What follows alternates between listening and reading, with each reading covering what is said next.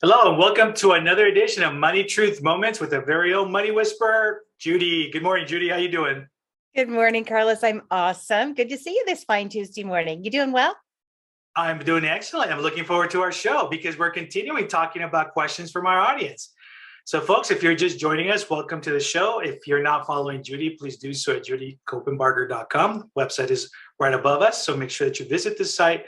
We'll talk a little bit more about the website and what available resources are there for you to use and take advantage of as well too. But we have been talking the last few shows about questions from our audience. We've covered a lot of personal questions. We've covered business questions. Today's questions are going to be a little bit more a mix of both. And so what do you say we get started? I'm ready. Let's do it. All right. So one of the big questions that came up, it kind of made me laugh a little bit, was one of our audience members wrote, "We always talk about the truth about money, but we really haven't talked about the truth about money." So they want to know, what is the truth about money, right? And I thought, that's interesting, right? So That what is is the truth about money? wow. There are so many truths. What I call money truths about money. But really, I think there are a few concepts that stand out. One of them is just the way the industry works, the way the economy shapes financial services in our country, and I think globally, right? I wish it were better, honestly. I think one of the things to remember is that in the financial industry, when you're investing, you're dealing with insurances and entities, business entities, and things like that. You're the target.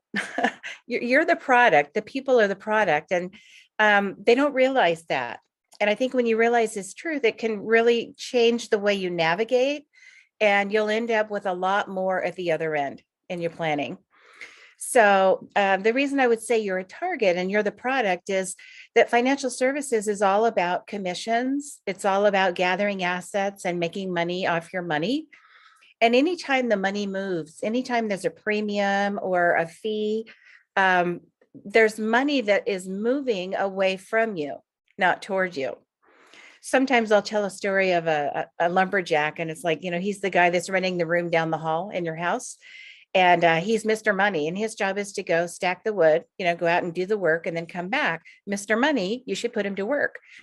And he should be working for you. When he stacks the wood, it should be in your yard, not the yard of the banker, not the yard of the mortgage guy, not the yard of the broker dealer, not the yard of the investment manager, the 401k provider, or the insurance agent. It should be you primarily. And unfortunately, the industry is not necessarily that way. So there are hidden costs. There are layers of fees that impact most people in their portfolio, in their IRA, in their investment account. They have no idea what the costs are, what they're actually paying for the services they're having delivered. And so once you uncover that and you're aware and you're confident asking, exactly what am I paying? Exactly what are you charging me for these services? I think that's a good question to kind of have in your back pocket. And it's a fair question to ask in the financial industry. So that, I think, would be one of the money truths that kind of leads the team there. So we're talking about the financial industry. So for a lot of folks, there's a lot of mistrust because of experiences, because they don't know any better. So take us down the path of if we're looking to talk to a financial planner, we've covered this before as well. What are some things that we should really be careful, specifically if we don't know any better, right? We know that there's the good, bad, the ugly in the industry, not only just in financial industry, but in other industries as well. But with your expertise, what are some best practices that you can share with our audience regarding the financial industry? Well, you never want to, say, who cut your hair? Who's that guy? You never want to make people feel bad about what they've done or what they're thinking of doing, or, that kind of thing. So, I want to tread carefully here, but I think if you stick with financial professionals, like when you're looking at people to manage your money for you, manage your investments or grow your wealth, do your financial planning for you. I think if you stick with professionals that are paid for that, not paid for what they're selling you, to me, that's the difference between a professional and not a professional. It's just like, football. If you're a professional, that means you're paid to play football, or you do it for a hobby or fun or whatever other reason, for scholarship. And so most financial professionals are not professional. They're not paid for the services they're providing. They're paid for the products they're delivering. They're the sales organization. And I think that's kind of the bottom truth about the industry is you're dealing with a sales organization, not a service organization for the most part. Now you can find service providers. And the way you can do that is if you're looking to, invest your money and grow your wealth and have all that managed for you, the growth part of your financial world, you can hire a fiduciary. And a fiduciary by law has to get the conflict of interest out of the way, and they have to take care of you by law and document in writing why the advice they're delivering is the best advice, all the other options they looked at, and why this is the best one. You could hire a CFP. Now, many CFPs, probably most of them, are still in the sales organization, but they at least have formal training. They had to go to college. They have to know something about managing your money rather than the sales training. So those would be good places to start. A fiduciary, a planner, a real strategist that has a background that can serve you well, and someone that will work with your philosophy and your mindset. And one thing that I do want to say, and it's one of these other money truths, is mindset is everything when it comes to your personal finances and even your small business finances.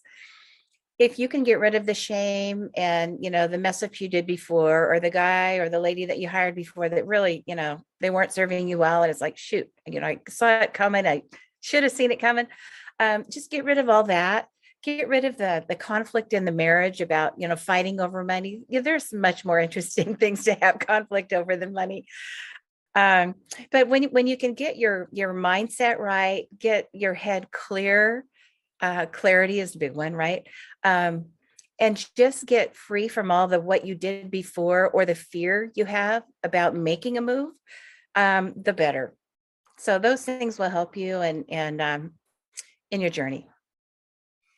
Excellent, folks, and thank you for joining us this morning. If you're just joining us now, make sure you watch the beginning of the show. We are continuing to answer some questions from the audience. We're talking today more specifically about the truth about money, which some questions came up about that. So Judy's sharing some of her wisdom with that on the truth. If you're not following her, please do so at judycopenbarger.com. We're going to talk about her website in a little bit, so you guys will understand a little bit more about what to expect from the website and different tools that can help you guys also.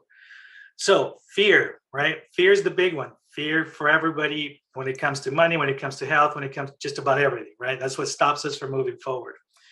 So in talking about fear, another question that came up was, where should I be putting my dollar, right? Because I see the news and that freaks me out. And I see that if I don't do this, then I can't move forward with my plans, in the future and all that as well. So how do you get past that fear? Yeah, fear can be paralyzing. And it's like, if you don't know what to do, or if you're scared to make a mistake, you do nothing. And sometimes that's the mistake, doing nothing. So, the question right now is, we see the world changing. We see something we've never seen before. There's war and there's inflation and all that. I've been around long enough to have seen this before.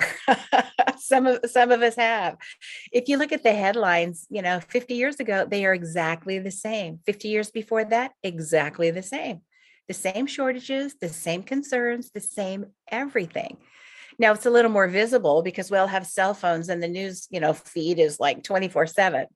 And so we can see things unfolding, we can see changes, but the changes shouldn't be, fear making. It's okay to be, concerned, have a healthy concern about the future and the economy and what's happening in the world.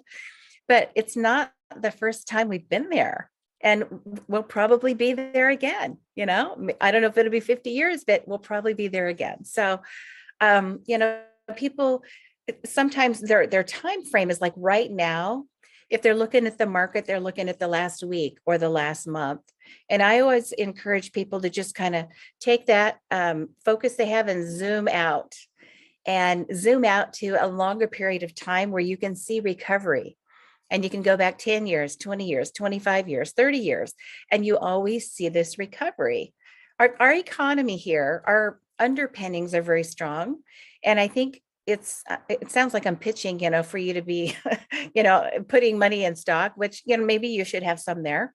But there's so many ways to invest money. It should be real estate, it should be stock, it should be bonds, it should be any other instruments that are interest related. Alternatives. There's so many investments that are not related to either the stock market or the interest rates. So many things that you can do. People just don't know. Maybe they're not as high commission, sold by the people that are selling whatever else to you.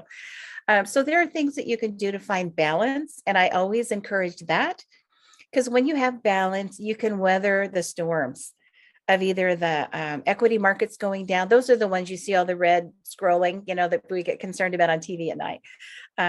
But there are other markets that we're involved in, other investments that we have that make our money grow.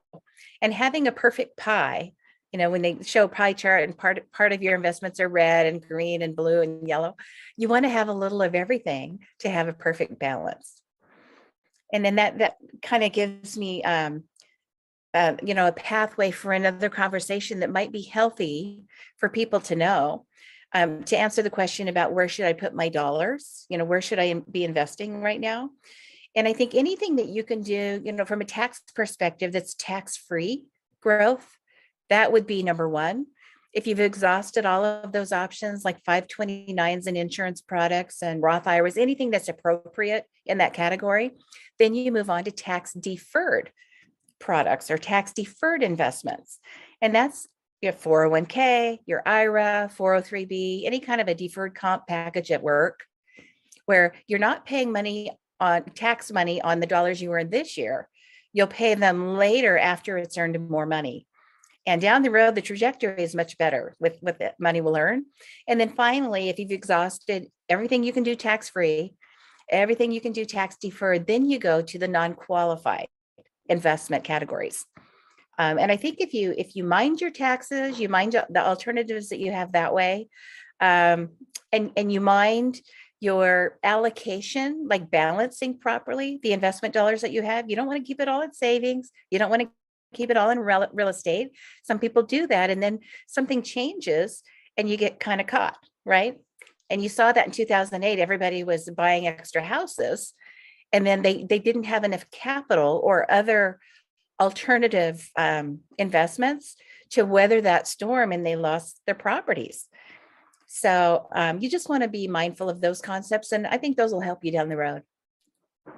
Excellent. And I actually want to follow with one more question on here too, which is, when you're talking about investment, you have a lot of folks, and a lot of our audience members have mentioned this too, because they don't know the stock market. They've never done anything like that. There's that fear again, right?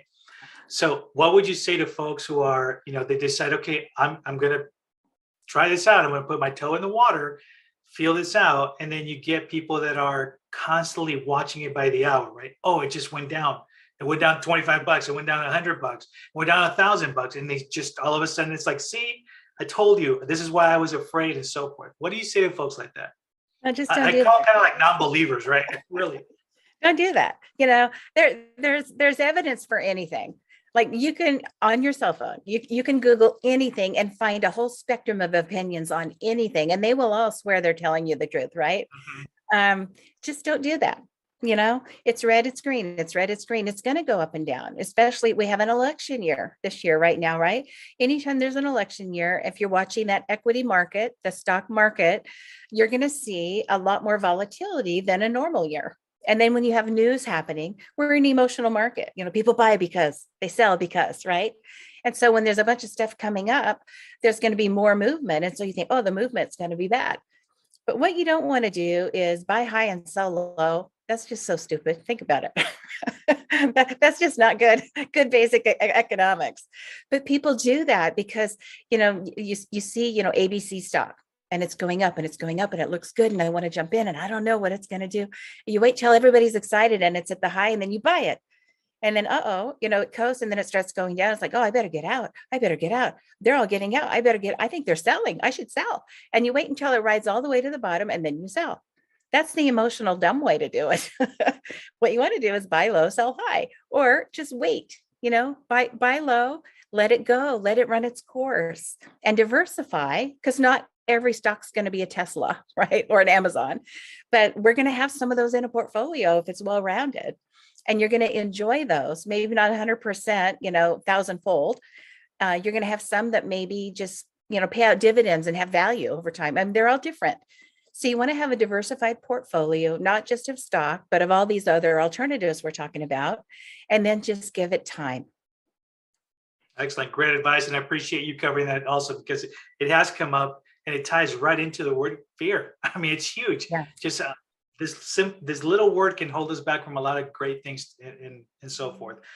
So speaking of great things, let's talk about your website. If you're just joining us, folks, welcome to the show. We're about to talk to Judy about judycopenbarger.com. And if you haven't joined us from the beginning, please do so. We're answering a lot of great questions, or actually Judy's answering a lot of great questions regarding the truth about money. So tell us what folks can find on your website.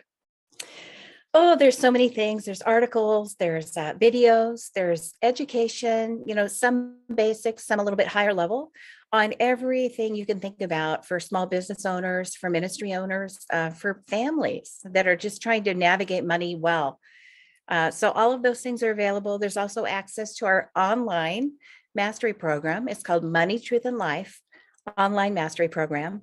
And there are courses there on every aspect of finance, all 5 pillars. Whether it's taxation, it's a big one right now. We're in the middle of tax time. All the investments, insurances, every kind of insurance, business insurance to health, life, casualty, tort liability, coverage, some thoughts about that, what you should do or consider. Even, should I have earthquake insurance here in California? Should I have flood insurance? I live near a river. All of that and kind of how it works and what you should be considering. Good questions to ask your insurance person. Legal matters. Should I incorporate my business? What kind of corporation should I choose? And when should I do that? Should I have a will, for my family? Should I have a trust? And what's the difference? And when would I choose which? All of those, powers of attorney, even down to the decisions that you make about your body, like who's going to choose what happens with my body if I'm, in a coma or I'm in surgery and a decision needs to be made. All of those things, all of those legal things. So every aspect of finance, all the way down to those kind of nitty gritty ones, are covered in the Money, Truth, and Life Online Mastery Program. And it's free. You can sign up for any class you want in any course and learn something and better yourself and make sure that you're navigating way better the financial journey that you're on. Excellent, folks. And if, excuse me, if you don't know, a lot of this is free resources on Judy's website. So make sure you take the time, invest some valuable time. It's only going to help you in the long run. So I appreciate you having those resources available for our audience as well too. So you mentioned the 5 pillars as part of the resources and all that, which is interesting because that's going to be my next set of questions of people that called in and asked these questions. Can you review for us the 5 pillars? And actually at the very end, I'm going to ask you to focus on the taxation piece of it, only because we are during that time as well too. But folks would really like to review a little bit of the 5 pillars.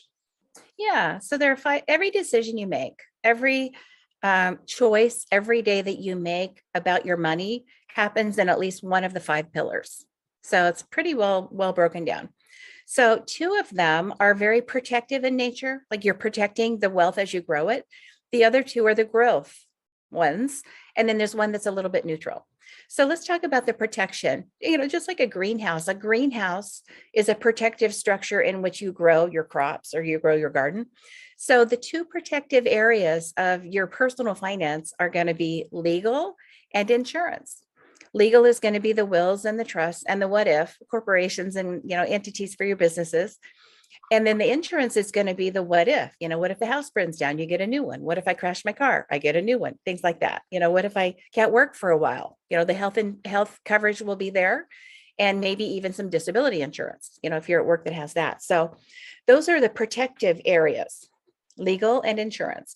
The growth areas are investments and then the cash flow and reserves. So, how much money should I have in the bank for a rainy day? What if I have a job where I'm paid bonuses or commissions and I have an unequal flow of cash? I don't get a paycheck every Friday or every, twice a month, But I sell something, I get, boom, $20,000. And then I sell something, boom, I get $30,000. And in between, it's like, uh-oh, how do you manage that? So that's cash flow and cash reserves. And then your investments are going to be everything about the bears and the bulls and the stocks and the interest related instruments and 401ks and 403bs and what's the difference and how do I choose and can I choose? All of those things. And then the final fifth pillar is the one you mentioned, taxation. And it's not necessarily about growth or protection. It's more neutral. It's just something that has to be dealt with. Excellent. So when we're talking about taxation, obviously there's different ways to look at your personal versus your business. What are some maybe tips that you can give both for personal and for business? So best practices when we're getting ready to file taxes or we're looking into filing taxes. Well, I think the first thing, and we talked a little bit about the emotional side of money stuff, the shame, the regret, the blame, and the big one is fear, the paralyzing fear. And for some reason, so many people have fear when it comes to Sam. They're afraid of Sam, IRS, Uncle Sam, right? They're just so fearful. What if I get an audit? What if they don't like what I did? What if I did it wrong? What if I make a mistake? What if they charge me more penalties and interest and take my house and my whatever? It's not always that adversarial. And I think sometimes where the fear comes from is maybe just the unknown.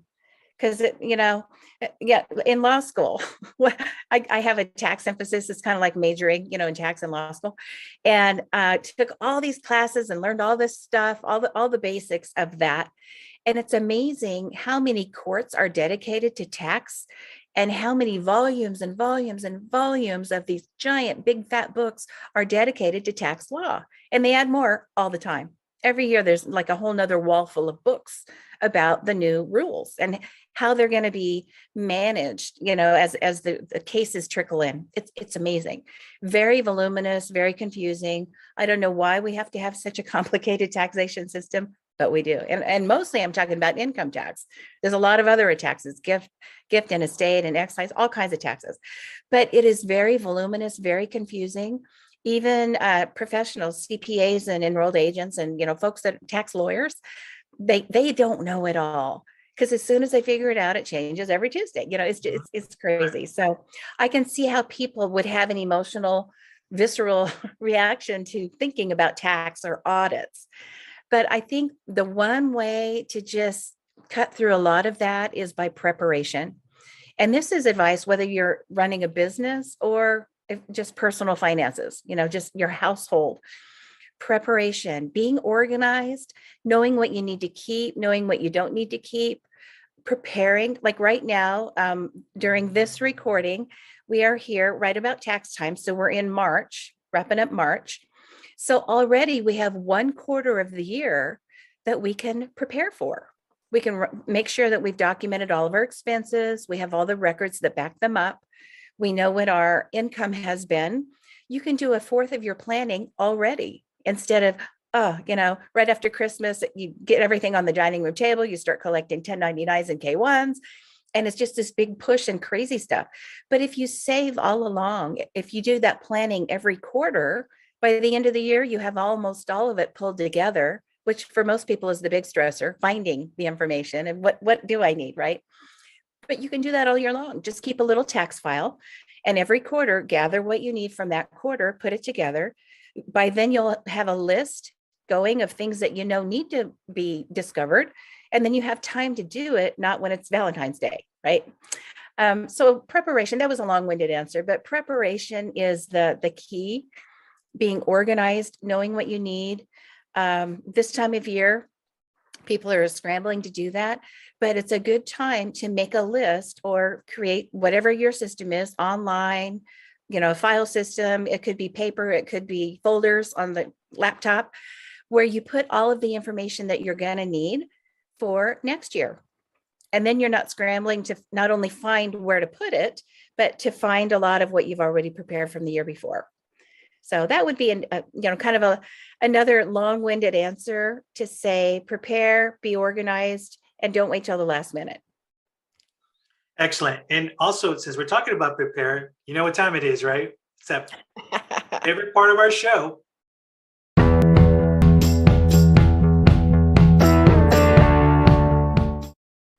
All right, Judy, tell us what you got this week. All right, we've got a challenge for you. So here's your challenge. We were talking about, mindset a little bit about how the industry works, the financial industry works, and things that you can do to further the trajectory of your success. So the challenge I have for you is really about this last conversation we've had about taxes, because we've got tax on our mind right now. We've got all that in front of us. So the first thing that I want you to do with pen and paper is write down what you can do to be better prepared for this next year for your taxes. Do you need to put a system together? Do you need to talk to somebody? Do you need to hire a CPA maybe for the first time, or upgrade the service provider you've been using? What is that thing that will really make a difference for you in the area of taxes in your finances? The second thing is take action on that. So you need to call somebody, you need to make an appointment. If it's hiring a new CPA, I would wait until after the third week of April because they might not take your call right now. But actually take action. Maybe it's a conversation you need to have with your spouse or another family member. Maybe it's something you need to do at work, talk to HR and find out what benefits are there. And, change the exemptions that you're taking on your taxes, to make sure that you don't end up paying a big bill that you might be facing this year. So actually do something. And then I think the third and final thing would be to really think about the benefits of having made that decision. What would the outcome be of making that call, of hiring that person, of making that choice, of changing your payroll exemption, whatever it is? What will be the outcome and the ideal result of having done the activity that you're considering doing? And how will life be better because you did it? I think it's important to write that down. So that's your challenge. Excellent, folks. And again, if you're just joining us, please make sure you watch the beginning of the show, as Judy has been discussing the truth about money and a lot of great wisdom that she has shared with you guys. We've talked about her website, and make sure that if you're not following her, please do so at judycopenbarger.com. All of our social media links are on there as well. Judy, any last parting words? No, just make a big difference today. You can do it. All right, folks, we're here every Tuesday morning at 8 a.m. Make sure you tune in, share it with a friend as well. And we look forward to seeing you guys next week. Take care, Judy. Bye-bye. Thanks a lot.